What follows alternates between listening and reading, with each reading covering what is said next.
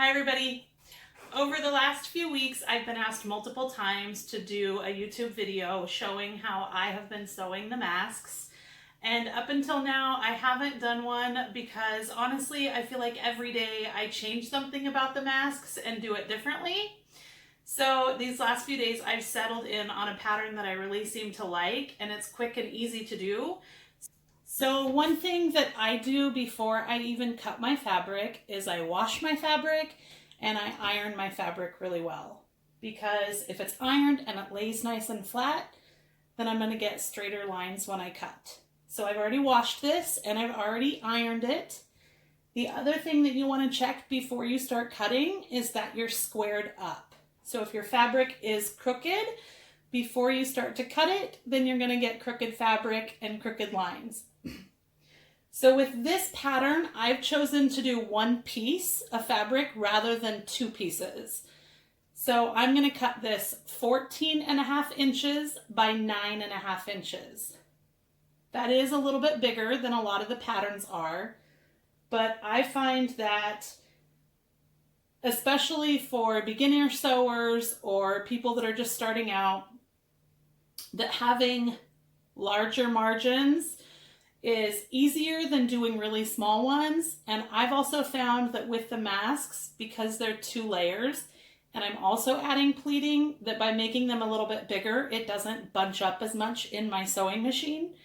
So again, I'm going to cut this 14.5 by 9.5 because I'm only using one piece of fabric.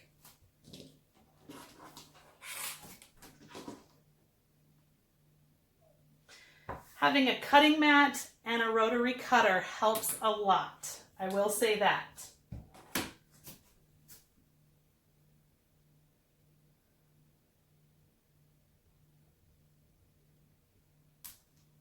Hold it tight.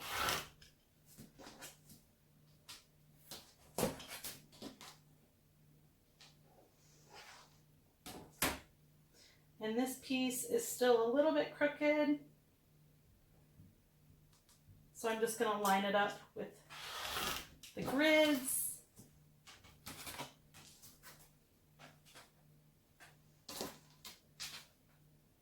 Make sure this other side is straight. And nope.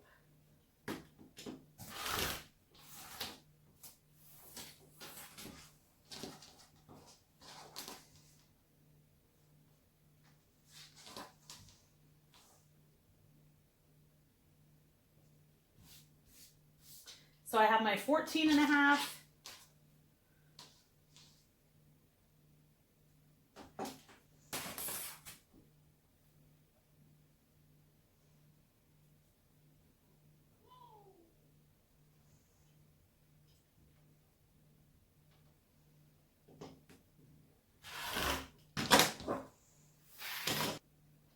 So here is my cut piece of fabric.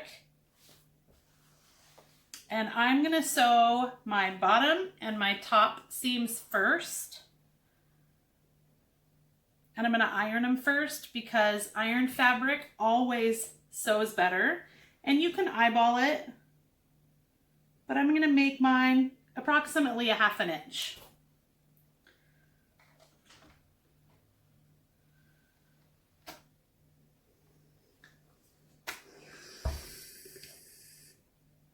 And then I'm going to turn it and do a 1/2 inch seam on the other end.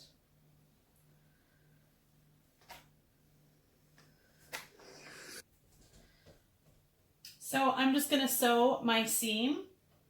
I've been going over my masks twice just for strength since they're going to be washed so many times. So I like to do a straight stitch and also a zigzag stitch, but you can do 2 straight stitches or 2 zigzags for that matter. Don't forget to always back stitch at the beginning and the end.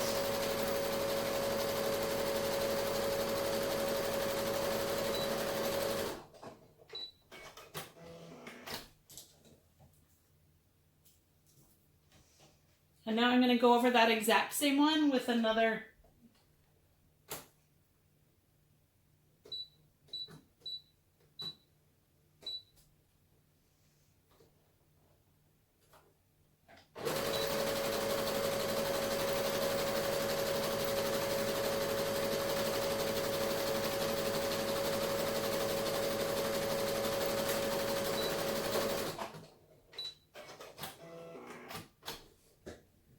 Okay, now I'm gonna sew up the other end. Okay.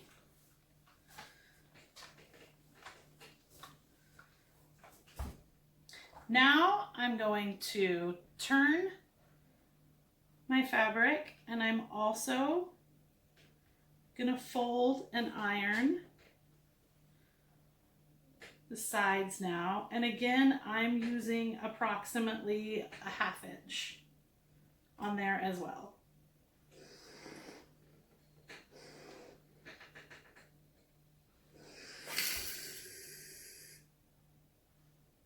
I iron a lot when I sew because I just feel like it just makes for fabric that stays in place better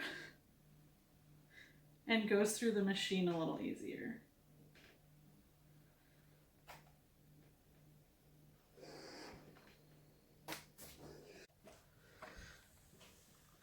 So I'm going to go ahead and iron my sides, but I'm actually not going to sew them yet.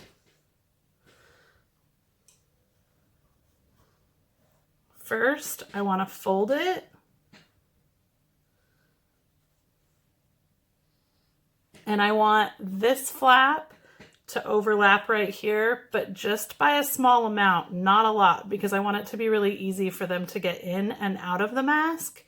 So I'm actually going to pull this up just a little bit. So I'm just basically overlapping where the stitching is. So this is about 1 inch, which would mean you're pulling this up just a hair under 6 inches. And again, if your seams are different, then it could be a little bit different. And again, I'm going to iron it.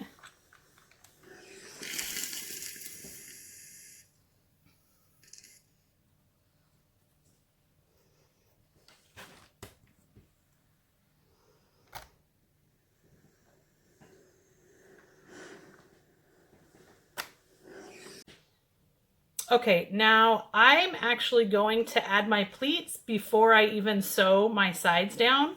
So I'm going to flip it over to the front. And I've created these cardstock papers to make my pleats, which I'm in the process of doing a video for, so you can check for that. And then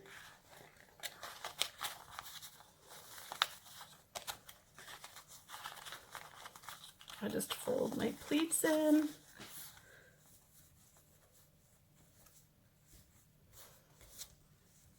Straighten them out, make sure they're nice and even.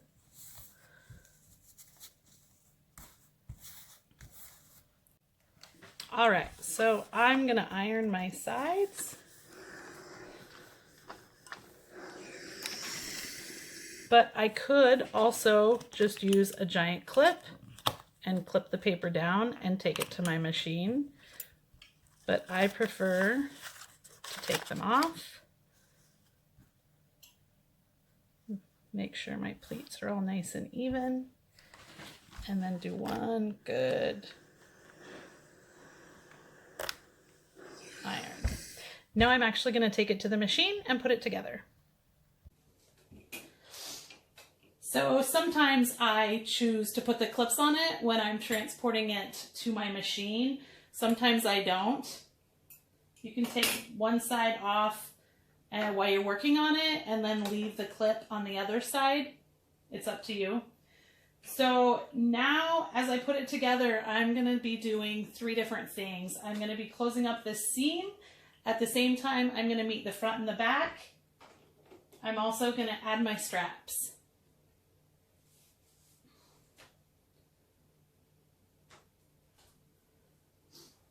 So I also have a video on my YouTube channel of an easy method to make the straps. Depending on my material, I've made them in a couple of different ways.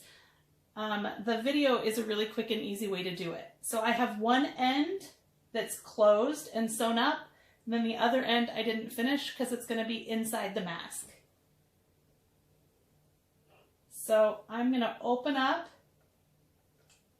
where the flap, where the flap is back here, and I'm going to insert, and I'm going to take this off because it's easier for me. I'm going to insert my tie about a 1/2 inch as I'm sewing it. I'm also going to go over that 3 or 4 times to really secure it to the mask. So I'm actually going to flip this over and start up here. So again, I'm going to take my tie, insert it about a 1/2 inch, about the same as what my seam is.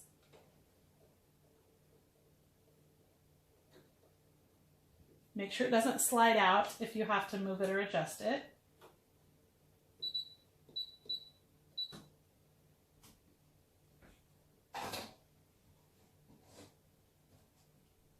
And I'm going to go really slow on this part because I also want to make sure that my pleats stay nice and flat and don't catch. So I'm going to start out really slow. Don't forget to backstitch. And now I'm going to go over that strap a good 3 or 4 times.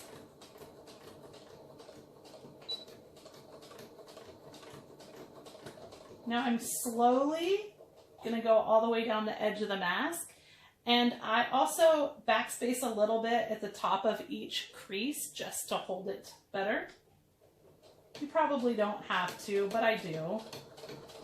I want to make sure that I'm not going to get caught underneath, and also that it stays flat on the top. And you are going through quite a few different layers, so I sometimes have to coax my machine.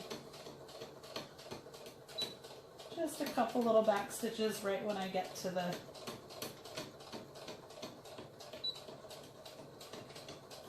and then right about the time I get to the last crease, I'm going to stop again. I'm going to grab another tie. If you lift your presser foot, be sure that your needle is all the way in your fabric so your fabric doesn't move. I'm going to put my finger in there and open it. And I'm going to put it in, again, about a 1/2 inch. And you can feel it through here, but you can also look in there. Put my presser foot down. Go nice and slow so my tie doesn't come out. And then I'm going to also go over this tie 3 or 4 times.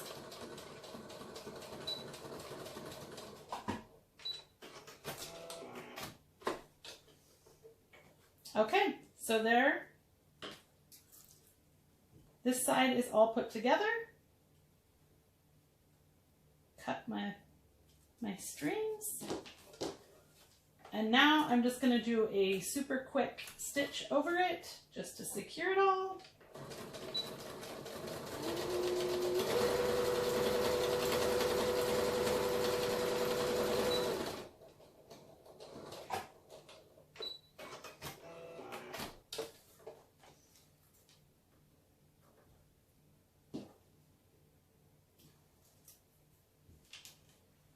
And then the other side, I actually prefer to do it this way. I prefer to go with my pleats facing me instead of away from me.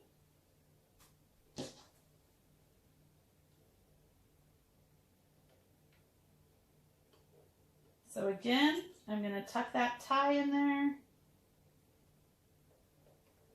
about a 1/2 inch.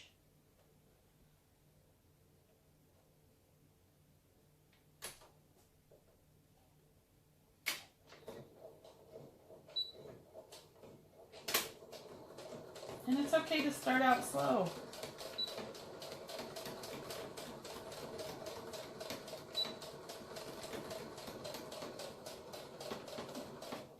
All right, now I'm going to go nice and easy. And if your pleat gets a little bunched up, make sure your needle's down, lift your presser foot, and just straighten it out. Don't be afraid to stop.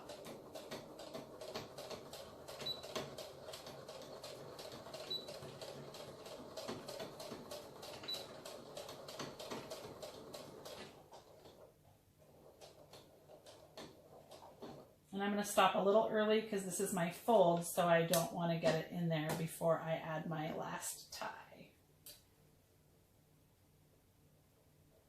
So again, put my tie in there, leave myself enough room to tuck that in.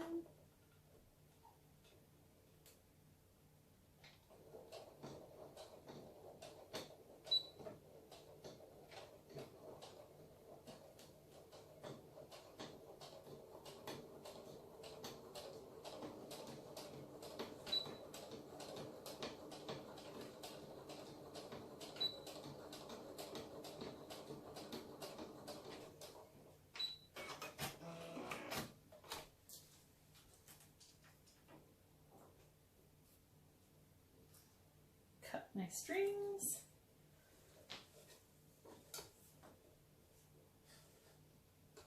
And now I'm just going to add that last layer of stitches.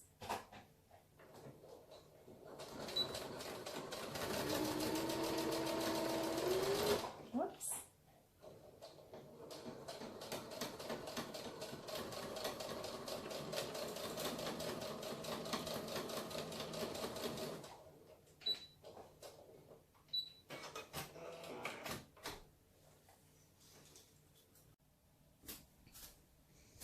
All right, now I've brought it back over to the ironing board.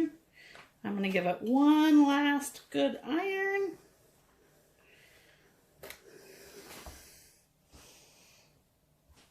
And there you go. Now you have your mask, you have your pleats,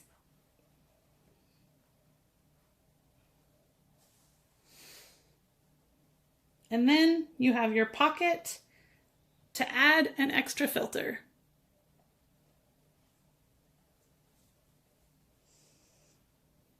And there you have it.